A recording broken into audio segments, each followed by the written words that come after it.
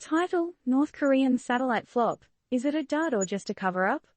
TLDR. South Korea gives the thumbs down to North Korea's satellite capabilities, claiming a recently crashed North Korean spy satellite had no military utility at all. But hey, maybe they're just not telling us the whole truth, eh?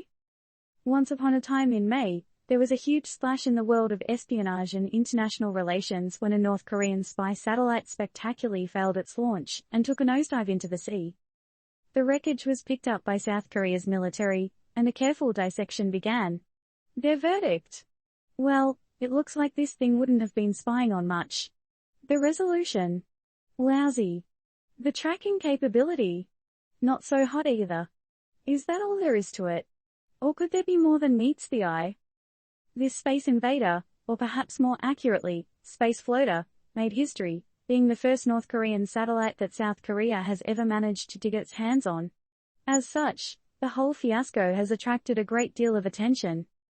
Yang UK, a researcher at a Seoul-based policy think tank, also gave a thumbs down to the satellite's capabilities, claiming the optical device wasn't really suited for military use.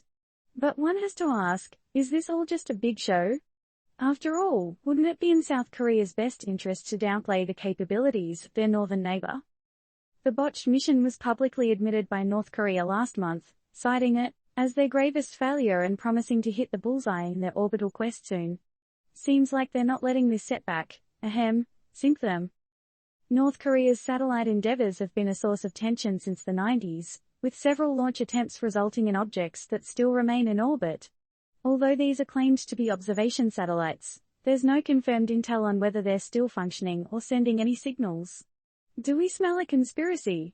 This recent launch sparked a global outcry, with South Korea, Japan, and Western nations all condemning it as a breach of international law and UN Security Council resolutions. But North Korea? They just shrugged it off as their sovereign right to self-defense and space exploration. A slick move, eh? Seems like they're not giving up the space race just yet.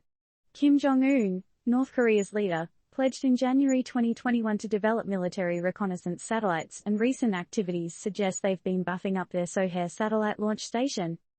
So, the real question is, was this a genuine failure or part of a larger play? Does North Korea have more up their sleeve in the world of space warfare, or was this just a pricey blunder? The plot thickens. What are your thoughts on this? Could there be more to this story than South Korea is letting on?